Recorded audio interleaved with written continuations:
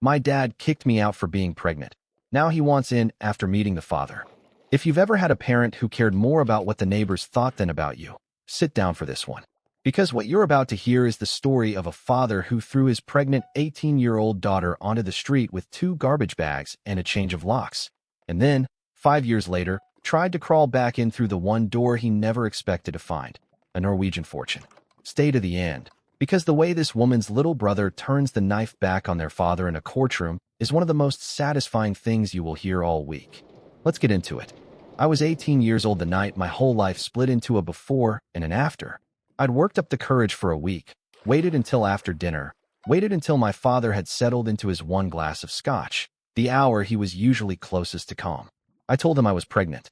I told him I was keeping the baby. He didn't explode. That's the part that still creeps back into my sleep sometimes.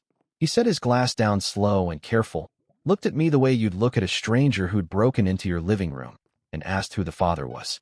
When I told him the truth, that it had been one night, that I didn't even have a way to reach the man, he got up, walked to the kitchen, and came back holding a stillness that scared me more than shouting ever could have. 2 hours. That's what he gave me. He said the word disgrace twice, slow, like he wanted to taste it. Then he reached for the cruelest weapon in his arsenal, my mother, 3 years dead by then, and said she'd be ashamed of me. He knew exactly how much that would cost me, because he knew she never would have been. She would have held me. He didn't lift a finger while I packed. And when I came downstairs with my bags, the locksmith's van was already parked in the driveway. He'd called that man before he'd even told me to leave. I sat on the porch step of the house I grew up in. 5 bedrooms, a circular driveway, a lawn crew that came every Thursday, and watched a stranger change the locks on my childhood while my father stood in the doorway and did not move. My daughter's father was a single night during freshman orientation. He'd introduced himself as Henry, said he was visiting from Norway, and I never got a last name, a number, or a second glance at him again. So when I walked away from that porch, I walked away utterly alone. No boyfriend to call, no family to catch me. Just an old hatchback that happened to be in my name and nowhere in particular to point it. I dropped out. I found a shelter.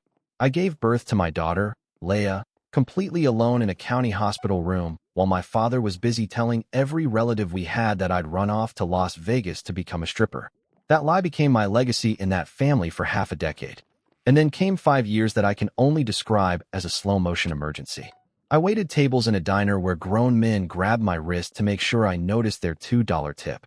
I lived in a studio with mold crawling up the bathroom, tile no matter how much bleach I threw at it, with roaches that came up through the drain like clockwork. My daughter slept in a dresser drawer lined with a towel because a crib wasn't in the budget. I walked 3 miles in the dark to make an early shift because the buses didn't start running until after I needed to be there.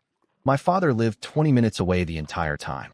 20 minutes, in the house with a manicured lawn, living his clean, respectable life, telling anyone who asked that I was dead to him.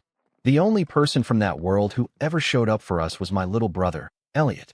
He was still in high school, still trapped under our father's roof and our father's tuition threats. But he found ways. He'd text me from a friend's phone so it wouldn't show up on the family plan. He'd meet me at a park across town with a backpack of thrifted baby clothes, sizes guessed at, bought with his own pocket money. He cried the first time he held his niece, this lanky 17-year-old, holding a baby in a public park because that was the only place safe enough for either of us. He told me once, quietly, that he'd overheard our dad on the phone spinning the Vegas stripper story and wanted to scream the truth into the receiver.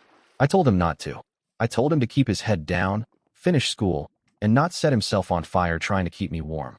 His $40 here and there, his stolen hours at that park, that was the entirety of the kindness my blood offered me for 5 straight years, and I will never stop being grateful for it. I clawed my way up anyway. Got my GED studying on the diner's Wi-Fi during break, and again at the kitchen table after Leah finally went down for the night. Started community college 2 classes at a time. Found a better restaurant job, one with real tablecloths and a manager, who didn't let customers put their hands on his staff. We moved out of the mold-infested studio into a real 1-bedroom, the first place Leah ever had an actual bed to sleep in. And she was, I say this as her mother, but also as a plain fact, an extraordinary kid. Reading before 4. Doing mental math at the grocery store faster than the cashier could ring it up. Everything I survived, every double shift, every meal I skipped so she could eat, was for her. Then, One afternoon last month, a man walked into the restaurant where I work. Expensive coat. The kind of understated wealth that doesn't need to announce itself. An accent I couldn't quite place. He sat down in my section and stared at me like he was trying to solve an equation. When I came to take his order, his hand trembled slightly around the menu. He finally asked if I'd been at freshman orientation at my old university 5 years back. My heart stopped in my chest. It was Henry. Except the man in front of me now was no drunk college freshman quoting Shakespeare on a dorm lawn. His real name was Henrik Solvang, heir to a shipping and renewable energy dynasty out of Norway. Old money, the kind that gets written up in financial papers I couldn't even read. That semester, he'd been going by a casual, anglicized nickname because he'd wanted, just once, to be a normal kid instead of an heir to anything. He'd spent one night with a girl who recited Shakespeare at him drunk and laughed at his terrible attempts at American slang, and he told me, voice shaking, that he had never once stopped thinking about her. He'd been searching for 2 years. A cousin had stumbled across an old orientation photo in the university archives, spotted me in the background, and the whole thing cracked back open in him. He'd hired investigators, spent more money hunting down a girl whose last name he'd never known than I'd earned in 5 years of survival. The trail finally led from a community college enrollment record to this restaurant, to this table, to a cup of coffee he never touched, because he needed to be sure it was really me before he let himself hope. I asked him to wait. I went to the back, stood among the shelves of canned tomatoes, called my babysitter to check on Leia, and made a decision. I came back out, sat across from him on my break, and told him he had a daughter, almost 5 years old. Reads early, laughs loud. I watched a grown man come completely undone in the middle of a restaurant dining room at 4 in the afternoon, his face in his hands, his shoulders shaking, the bussers pretending very hard not to notice. When he could speak again, he asked to see a photo. I showed him my cracked phone's lock screen. Leia at the park, chocolate ice cream smeared on her chin, and he touched the glass with one finger like it might vanish if he pressed too hard. He told me his own father had spent 2 years pushing him toward an arranged marriage, some tidy dynastic match, and he'd refused every time because he couldn't stop thinking about the American girl from the dorm lawn. Now he understood why. He wanted to meet her, not someday, not after lawyers got involved, but he caught himself mid-sentence, because even wrecked with emotion, he had the sense to know he was still a stranger and her safety wasn't his to demand. He asked what I needed, and within a week, on terms I set, everything started to change. He established a trust for Leia that I could see but never touch, locked so tightly that no one, not him, not his family, not even me, could ever raid it. He bought a house and put it entirely in my name, with legal protections that would later turn out to shield me even from him. He insisted on back paying 5 years of missed child support into an escrow account that wouldn't release a cent until paternity was legally, officially confirmed, because he wanted everything clean and unimpeachable. His mother and one of his sisters flew in from Norway within 2 weeks, careful, warm, never pushy, treating the whole situation like the fragile miracle it actually was. And that, of course, is exactly when my father resurfaced. He showed up on my new porch on a Sunday with a bouquet of grocery store carnations and an expression I hadn't seen on him since before my mother died, soft, grandfatherly, aching with feeling. He told me he'd been wrong, that he thought about me every day, that family forgives, that life's too short for old wounds. He mentioned, almost too casually, that the neighbors had noticed the foreign plates in my driveway and the delivery trucks from stores he recognized, and that he'd gotten worried I'd fallen in with the wrong crowd. I let him inside, partly because some small, starved part of me had waited 5 years to hear him say those words, and partly because I already suspected exactly what was happening, and some cold, clear part of me wanted to watch it happen with my own eyes.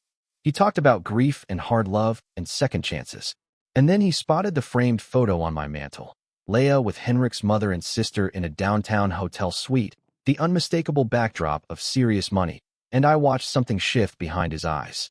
The grief drained right out, replaced by something hungrier.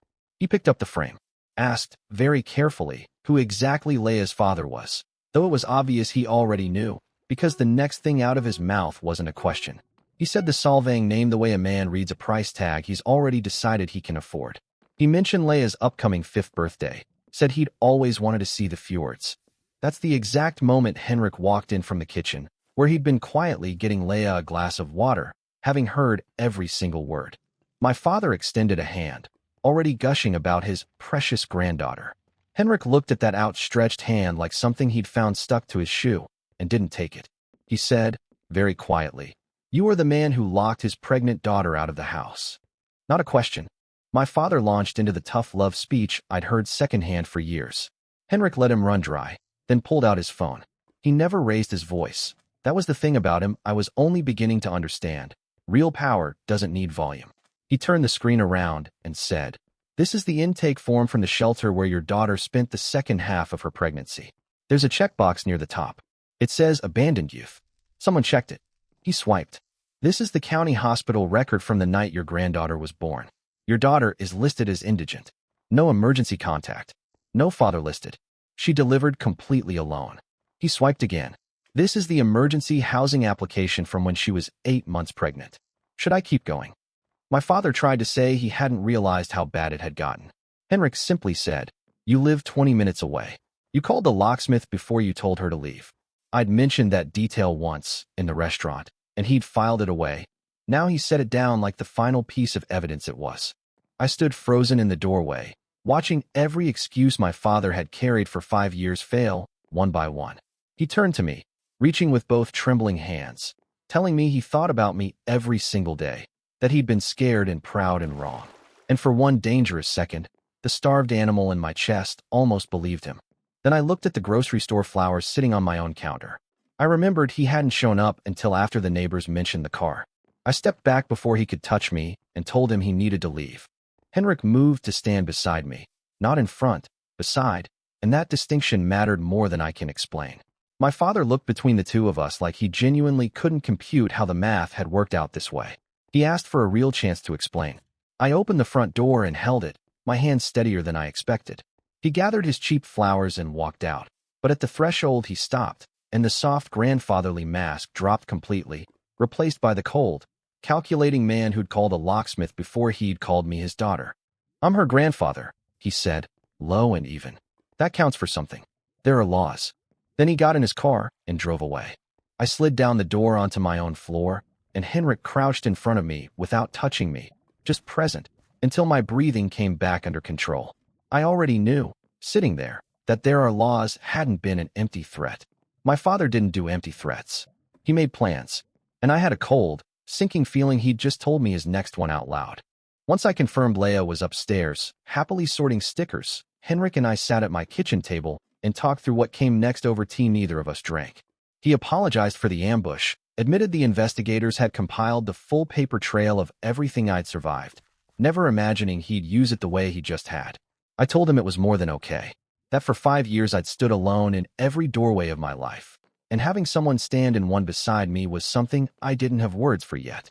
2 days later we sat in the office of a lawyer named Margot Vance. Thick carpets, framed degrees, the unhurried calm of a woman who'd watched 100 families detonate and was no longer surprised by any of it. She made it clear, with Henrik nodding along, that she worked for me and only me, even though he was footing the bill. If our interests ever split, she was on my side of the table. Something in my chest loosened, hearing that. Margot walked us through a court-admissible paternity test, then asked what frightened me most. When I mentioned my father's parting line about grandfather's rights, she set down her pen and said, "Good that he said it where you could hear it." Grandparent visitation claims, she explained, were narrow in our state. They required either an existing bond with the child or proof that denying contact would actually harm her. My father had neither, but a determined, wealthy man could still file just to make our lives miserable trying to fight it off. "You beat a man like that," she said, "by building a record so clean a judge is done reading it in 5 minutes. So she built one. Henrik's 5 years of back child support went into escrow, released only once paternity was legally confirmed, nothing on a handshake. The house already in my name got additional legal armor, so it could never be clawed back, no matter what happened between Henrik and me. As we wrapped up, my phone buzzed. "Elliot, Dad's calling everyone. Says you're keeping his granddaughter from him out of spite. Says you got rich and turned cruel." The old fear, the isolation, the cut-off feeling, flared for a second, until I remembered most of those relatives had believed the Vegas stripper story for 5 years without once picking up a phone to check if I was alive. I told Elliot not to engage, to stay out of the crossfire. He replied with one word, "Okay." Then, a minute later, "He's different this time. Be careful. I'm scared of what he'll do." Elliot had spent 18 years reading our father's moods the way sailors read weather. If Elliot was scared, a storm was coming. That night I sat on the edge of Leia's bed and found the right size of truth for an almost 5-year-old.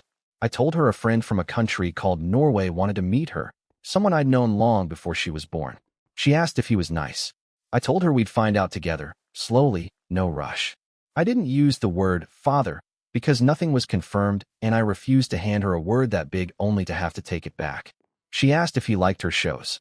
I said she could ask him herself, that her feelings belonged entirely to her, and no one got to tell her what they should be.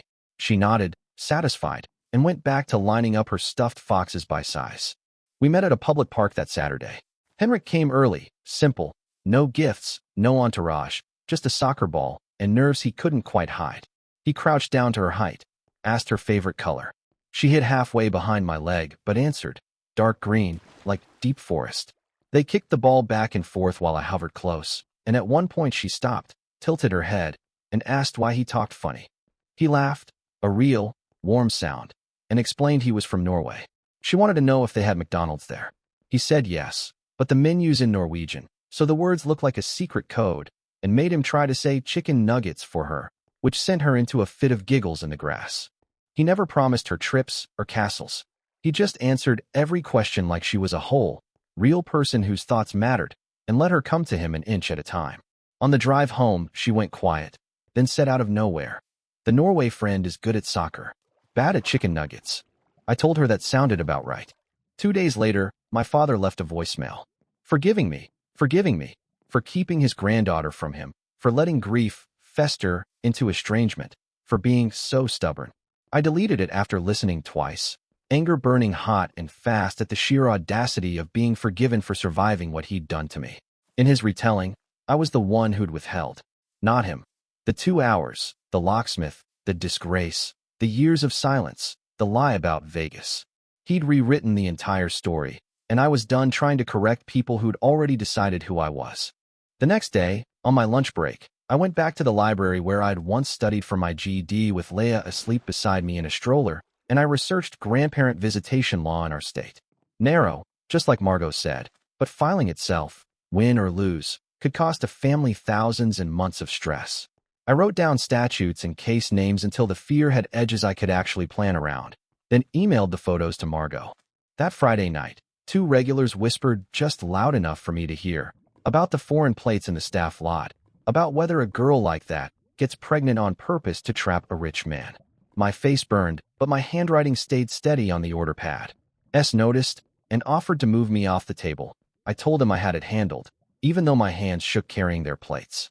Saturday, Elliot and I met at a coffee shop far from the old neighborhood. He wanted to stand publicly beside me the way Henrik had, but he was 3 semesters from his degree, still on our father's financial leash, terrified of what standing up would cost him. I took his hand and told him to stop apologizing. His $40 and thrifted clothes and secret texts had already kept a light on through the worst years of my life. I told him to finish his degree, get free on his own timeline, and that nothing he did or didn't do would change what he already meant to me.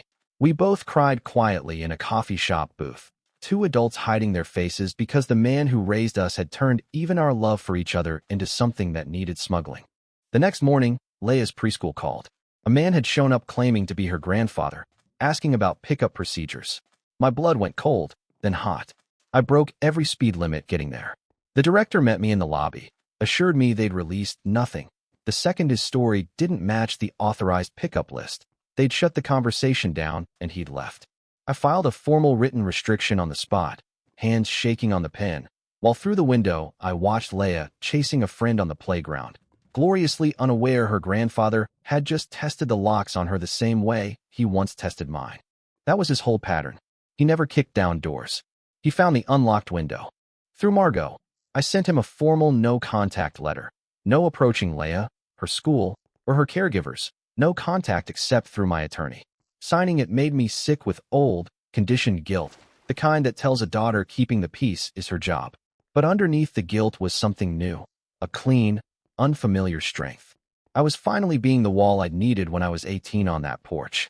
That night, I started a journal, on Margot's advice. A contemporaneous record, she said, is worth more in court than any memory reconstructed under pressure. It turned out to matter to me even more than that. Written down, the chaos became ordered fact, harder for his version of events to ever gaslight me out of again.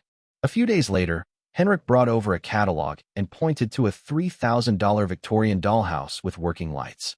I told him it was too much, too fast, that Leia would be just as thrilled with a $30 plastic one, happier even, since she wouldn't be terrified of breaking it.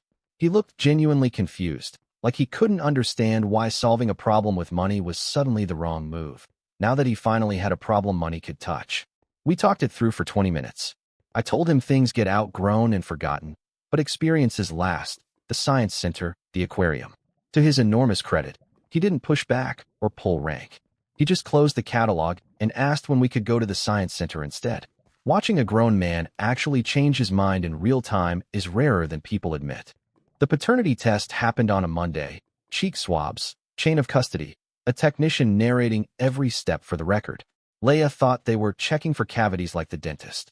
That same afternoon, while rolling silverware before the dinner rush, I got a voicemail from a reporter who'd caught wind of a Norwegian shipping heir and a secret American daughter. I locked myself in the staff bathroom and called Margot in a panic. She told me the rule: total silence. No comment, no correction, no off-the-record chats. A story with no confirmation from anyone starves of oxygen and dies of boredom within days. I went back out and finished my shift with my phone face down in my apron. 2 days later, a 5-page letter arrived in my father's handwriting. Apologies stapled to demand, paragraph after paragraph, sorry for the years lost, and then, immediately, a wish list. The family lake house, her birthdays, a trip to Norway as a family. He reached for my dead mother again. The same lever he'd pulled the night he threw me out. I read it twice. The first pass ached. The second pass, I saw it clean.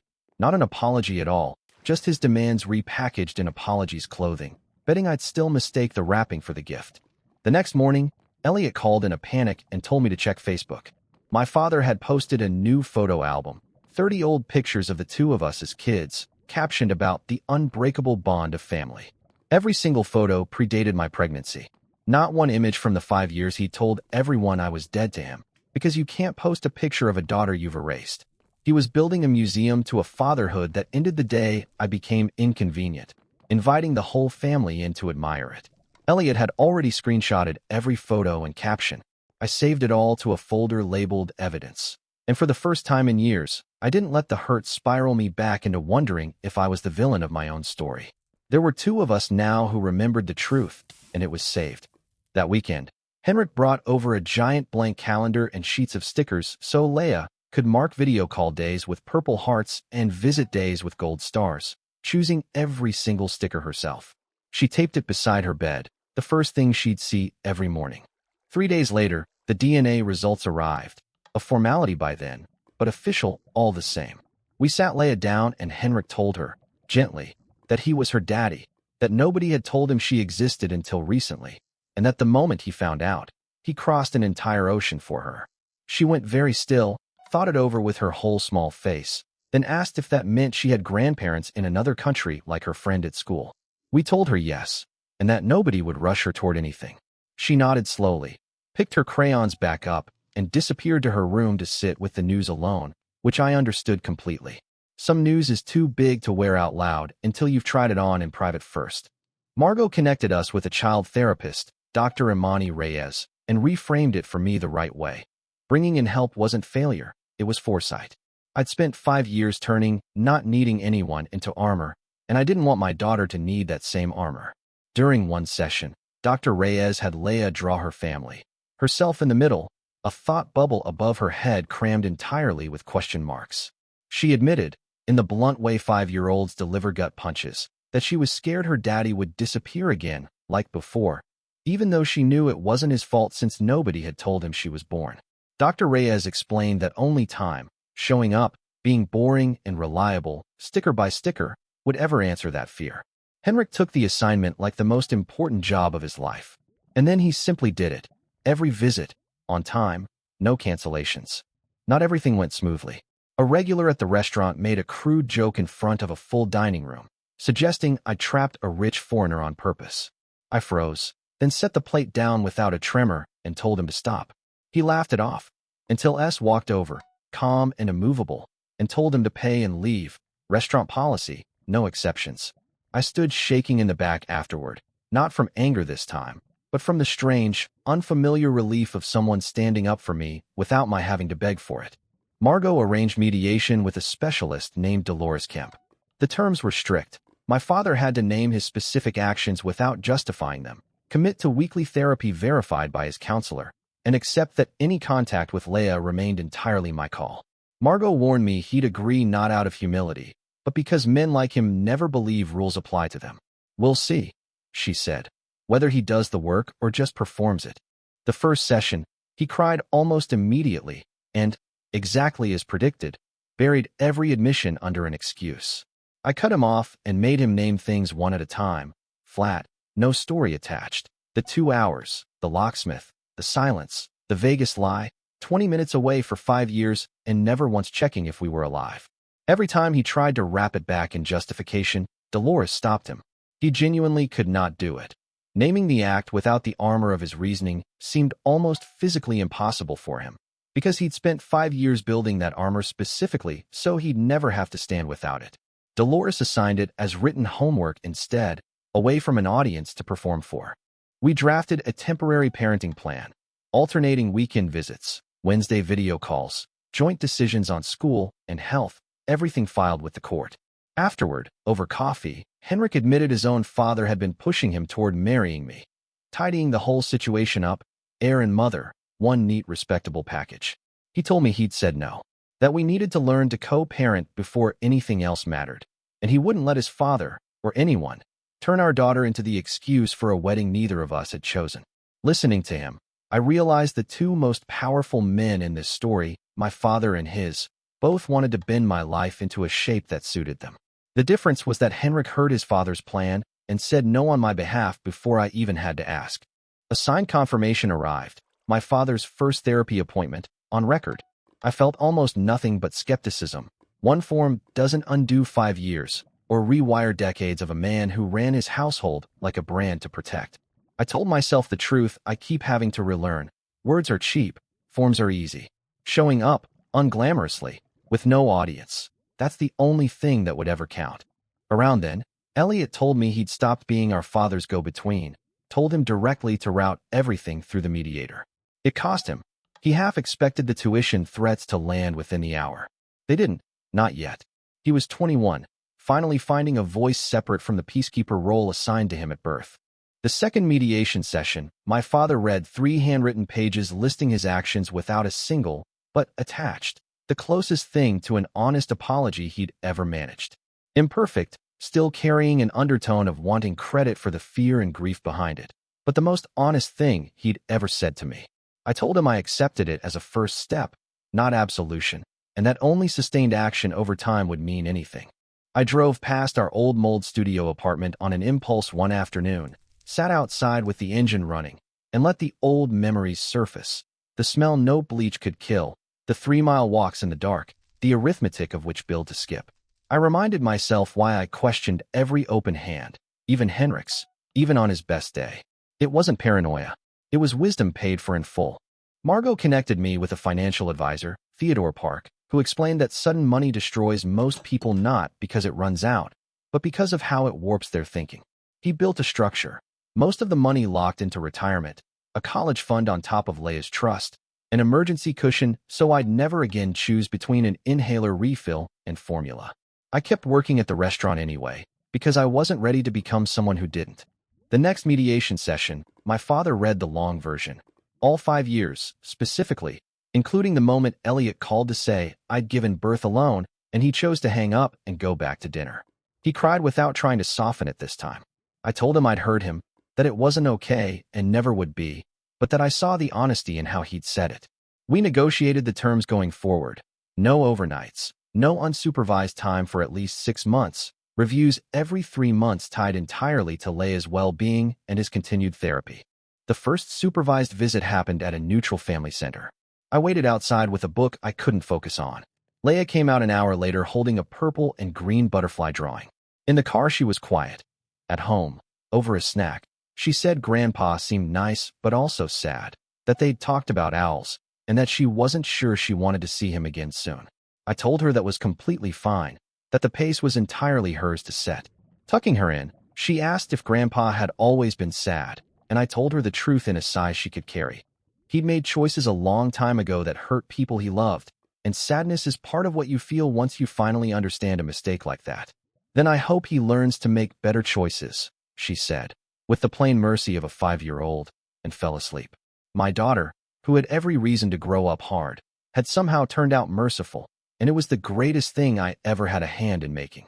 As Henrik's visits settled into a rhythm, the back and forth between houses got harder on Leia, so we built a ritual together, packing her stuffed fox herself, singing the alphabet while putting on shoes, 3 hugs, 3 kisses, every single time, reversed on the way home. It worked better than I dared hope. Henrik and I hit our first real disagreement when he asked to keep Leia for a full week instead of a weekend. I said no. Dr. Reyes had been clear about gradual increases, and jumping straight to 7 days was too much too fast. He pushed back, frustrated, then went quiet, thought about it, and agreed. I appreciated more than I could say that he was willing to slow down even against his own wishes, that he'd learned the difference between loving Leia and consuming her. Her birthday landed on a sunny Saturday at the park. Green, purple, and gold streamers on a $50 budget Henrik took as seriously as a corporate merger. My father got his cleared 30-minute window, stood at the edge of the pavilion with no gifts as instructed, waved when Leia waved, and left exactly on time. Watching him go, I felt something I hadn't planned on. Not forgiveness, not yet, maybe not ever fully, but the smallest flicker of something that might one day grow into hope. Elliot, over lunch, told me he'd finally set his own boundary, refusing to hear complaints about me anymore, routing our father to his therapist instead, and that he had an internship lined up that could become a real job, the first version of his future that didn't run through our father's leash at all. Henrik flew home to Norway, and that first video call, Leia walked him around her whole room through the tablet, narrating her entire day the breathless way 5-year-olds do. Weeks later, his parents joined a call, warm, unhurried, asking about her drawings, letting her ask if Norway had trolls. Henrik's father solemnly confirmed the trolls were merely shy. They told her, no rush, that a room with a view of the water was waiting whenever she wanted it. Through all of this, my father kept it up. Every visit on time, every rule followed, no gifts, no secrets, no pushed boundaries. Week after week, exactly compliant. It unsettled me more than any outburst would have, because I knew this man, and compliance had never once been in his nature. And slowly, against my better judgment, I started to soften. Maybe people change, I let myself think. Margot did not soften. When I told her how well things were going, she just said, keep the file current anyway. 29 years of this work, she told me, had taught her that the most dangerous version of a man like my father is the patient one. The one who complies quietly for months is waiting for something. My own life, meanwhile, cracked open in ways I'd stopped letting myself imagine. My acceptance letter for a full course load at community college arrived. Business administration, the degree I'd been chipping at 2 classes a semester for years, now suddenly affordable in every sense. Sitting with that letter, I thought about the version of me who'd studied for her GED on a diner's Wi-Fi with a baby asleep in a stroller, and I wanted to reach back through the years and tell her to hold on. The ground finally felt solid. And that, of course, was exactly the moment my father had been waiting for, because a man who plans his cruelty down to the locksmith doesn't strike while his target is braced. He waits until she set her guard down. He waits until she started to hope. Margot called on a Thursday, and I knew from her first word that the ground was gone again. My father had filed a petition for grandparent visitation rights. All those months of perfect compliance, the therapy, the supervised visits, the butterfly drawing, hadn't been reform. They'd been evidence. Margot spelled it out cold. Every supervised visit I'd granted in good faith, he'd been logging as proof of an existing bond. His petition cited all of it, painting himself as a devoted grandfather cruelly and arbitrarily cut off by a daughter grown vindictive with sudden wealth.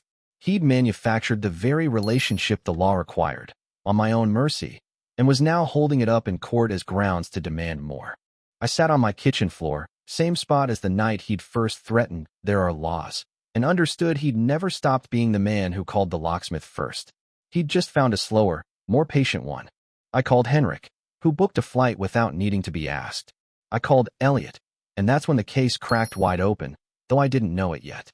Assuming blood meant loyalty no matter what, my father had kept texting Elliot the entire strategy in his own words, needing an audience to be impressed by his own cleverness, never imagining his son wasn't that audience anymore.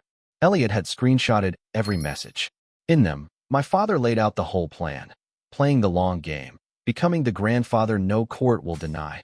The therapy is a box to check, every supervised hour banked as evidence, the trust that would eventually have to come to the table, because no judge keeps a grandfather from a fortune like that. He wrote that I'd always been a foolish girl who didn't have the sense to protect what she'd stumbled into, and that he intended to patiently take what should have been the family's. Elliot sent it all to Margot that night. I read it on my kitchen floor and, for once, didn't cry.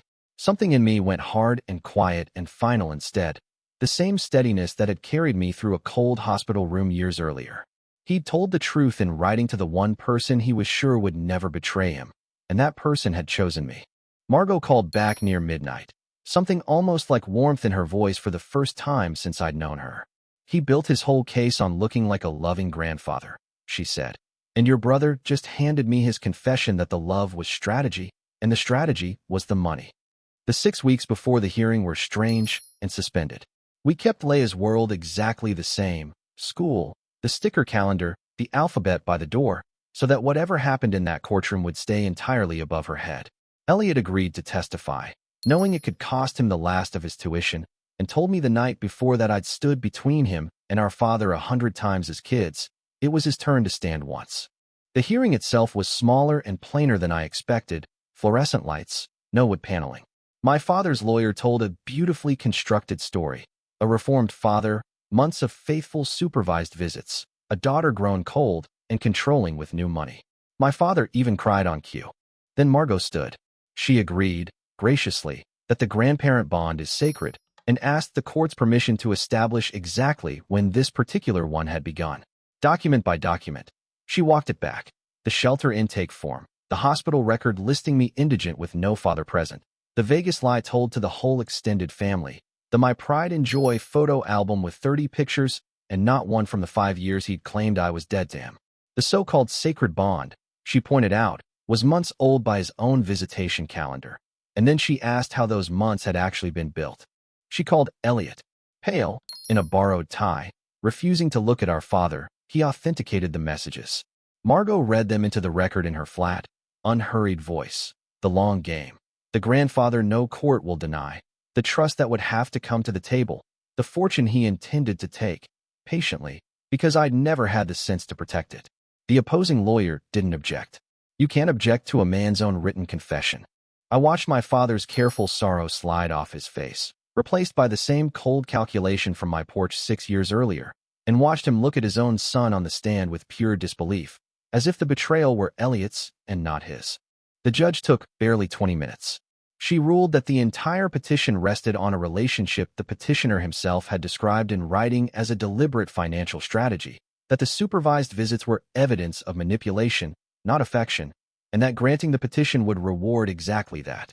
She dismissed it with prejudice, barred him from ever refiling, and noted for the record that the case had been brought in bad faith.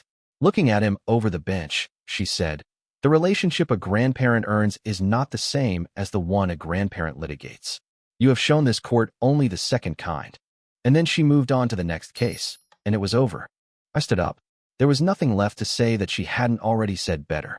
Elliot came down from the stand to one side of me, Henrik to the other, neither in front of me, both simply beside me, and I walked past my father's table toward the door. He said my name once, low, the same way he'd once said disgrace, slow, in his kitchen 6 years before. I didn't stop. I had a daughter waiting at home who didn't know any of this had happened, who was busy counting gold stars on a calendar, who would never sleep in a dresser drawer or feel like a problem someone solved by getting rid of her. I pushed open the courtroom door and walked out into the daylight, and I didn't look back, because the man behind me had finally, after 6 years in a locksmith and a courtroom entirely of his own making, become exactly what he'd once called me. A disgrace. And this time, it wasn't mine to carry. If this story hit you somewhere, let me know in the comments where you're watching from and what you're doing right now. And if you've ever had to build your own version of a wall for someone you love, I want to hear that too.